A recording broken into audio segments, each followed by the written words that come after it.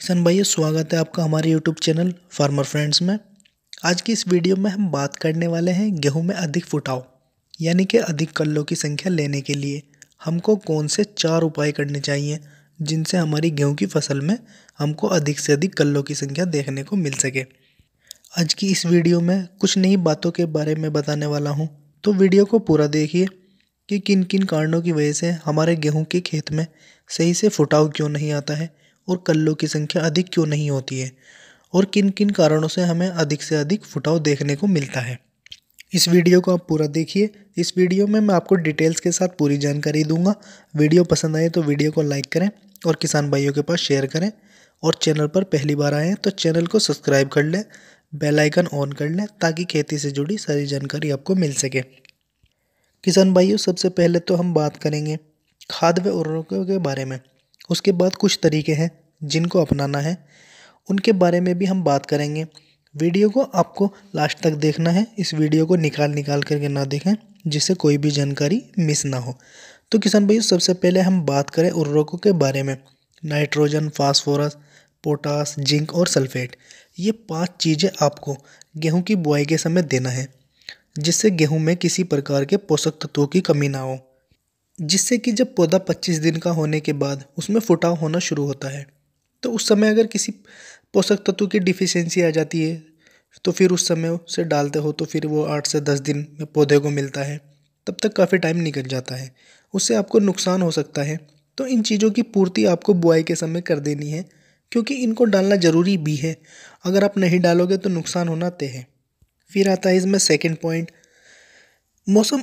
मौसम हमारे हाथ में नहीं है, मौसम कैसा भी आ सकता है। मौसम में बदलाव कभी भी हो सकता है, कभी भी बारिश हो सकती है, कभी भी बादल छाए रह सकते हैं। अगर पौधे को धूप नहीं मिलती है 2 या 4 दिन और बारिश हो जाती है और आपने फसल को पानी लगा रखा है तो खेत में ज़्यादा नमी होने के कारण भी नुकसान पहुंचता है, जिससे पौधे में कम फुटाव देखने को मिलता है। प्रकाश न मिलने की वजह से पौधे की प्रकाश संश्लेषण की क्रिया धीमी हो जाती है, जिससे पौधा भोजन बनाना कम कर देता है। इससे पौधे की ग्रोथ को काफ़ी ज़्यादा नुकसान पहुंचता है, वे फुटाव कम देखने को मिलता है। ये सब तो प्रकृति के हाथ में है, समय समय पर क्या हो जाए किसी को मालूम नहीं है। किसान भैया, जो हमारे हाथ में है उनकी बात करें तो सबसे जो तीसरा पॉइंट है, सबसे महत्वपूर्ण पॉइंट है, गेहूँ के अंदर हम बात करें 25 दिन के बाद फुटाव शुरू होता है। तो उससे पहले हमने चाहे गेहूँ की बुआई सूखे में की हो या पलेवा करने के बाद की हो, एक पानी तो हम उसमें लगा ही देते हैं। तो पलेवा किए हुए किसान भाई पहला पानी लगाते हैं, उसमें आपको नाइट्रोजन का एक भाग देना ही है। और जो किसान भाई सूखे में गेहूं की बुआई की है वो दूसरा पानी लगा देते हैं 25 दिनों से पहले, तो उनको भी जो है एक भाग नाइट्रोजन का अपनी फसल में दे देना है। ध्यान ये रखना है, अगर गेहूं में फुटाव का समय शुरू हो चुका है और आपने नाइट्रोजन की कमी पूरी नहीं की है, एक भाग नहीं दिया है, तो फिर फुटाव कम देखने को मिलेगा। क्योंकि पौधे को नाइट्रोजन का जब एक भाग आप दोगे तभी पौधे की ग्रोथ अच्छी रहेगी, हरापन रहेगा, क्लोरोफिल की मात्रा अच्छी रहेगी। ये पौधे की भोजन प्रक्रिया में भी सुधार करता है, तो नाइट्रोजन का एक भाग आपको देना ही है।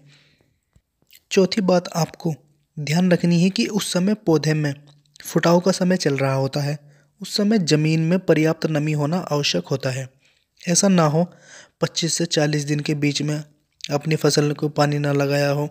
अगर आपकी ज़मीन में बिल्कुल भी नमी ना रही तो उससे जो है पौधा कमज़ोर हो जाता है, फिर पौधे से 2 या 4 कल्ले ही निकल कर आते हैं और खेत में भराव भी नहीं हो पाएगा। खेत में नमी बनाए रखना आवश्यक है। इसके अलावा 5वें पॉइंट की बात करें तो जैसे मैंने आपको स्टार्टिंग में बताया था 5 प्रकार के पोषक तत्व और उर्वरकों के बारे में, यदि इनमें से किसी एक की भी कमी रह गई तो आपको फुटाव कम देखने को मिलेगा। पर्याप्त मात्रा में आपको इन सबको अपनी फसल में देना पड़ेगा।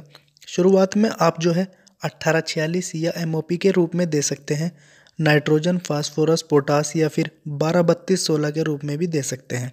इसके अलावा जिंक सल्फेट जो है, अगर आप जिंक सल्फेट वाला जो कम मात्रा वाला है नहीं खरीदना चाहते हो, सुपर फास्फेट के जो कट्टे आते हैं जिनमें जिंक और सल्फर की भी कुछ मात्रा आती है, उनको भी खेत में तैयारी के समय आप डाल सकते हैं।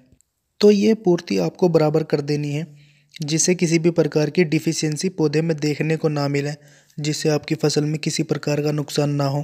किसान भाइयों, ये जो मेन पॉइंट थे मैंने आपको सामने शेयर किए हैं। इसके अलावा भी छोटे छोटे कारण होते हैं, जैसे सही समय पर गेहूं की बुआई ना करना, ज़्यादा गहराई पर गेहूं की बुआई कर देना। ये भी बहुत से छोटे छोटे कारण होते हैं जिनकी वजह से हमें कम फुटाव देखने को मिलता है। तो किसान भाइयों, गेहूं की खेती में आपको सभी बातों का अच्छे से ध्यान रखना पड़ेगा। गेहूं की बुआई 2 से 3 सेंटीमीटर की मिट्टी में ही बुआई करनी है, ज़्यादा गहराई पर बुआई ना करें, वरना उससे भी आपको कम फुटाव देखने को मिलेगा। जो गेहूं है उसका जर्मिनेशन भी कम होगा। और जो बातें मैंने आपसे शेयर की हैं उसको ध्यान में रखिए, फिर आप अपने गेहूं की खेती करें, जिससे आपको ज़रूर लाभ होगा और अधिक फुटाव आपको ज़रूर देखने को मिलेगा। किसान भाइयों, उम्मीद करता हूँ इस वीडियो में जो भी जानकारी दी है आपको पसंद आई होगी। तो वीडियो को लाइक करें और किसान भाइयों के पास शेयर करें, और चैनल पर पहली बार आए हैं तो चैनल को सब्सक्राइब करें, बेल आइकन ऑन कर लें ताकि खेती से जुड़ी सारी जानकारी आपको जल्द से जल्द मिल सके।